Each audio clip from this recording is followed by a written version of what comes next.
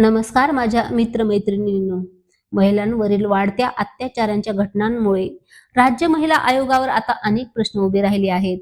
सध्याच चर्चेचा विषय ठरलेल्या करुणा शर्मा यांचा महिला आयोगावर आणि रुपाली चाकणकरवर कडक आक्षेप आहे.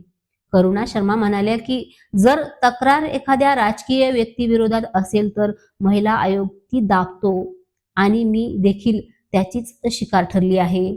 तेवढंच नाही तर महिला आयोगाच्या सदस्यांची नियुक्तीच वेळेवर होत नाही आणि बहुतेक वेळा राजकीय महिलांनाच ते पद दिलं जातं.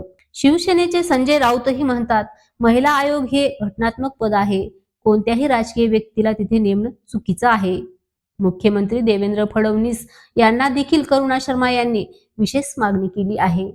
महिलांना न्याय देण्यासाठी स्वतंत्र संस्था निर्माण करावी आणि गरज भासल्यास ती जबाबदारी मला द्यावी. तर मित्रांनो, प्रश्न असा आहे की महिला आयोग खरंच महिलांसाठी काम करते का, की केवळ राजकीय नियुक्त्यासाठीच वापरलं जाते? तुम्हाला काय वाटतंय?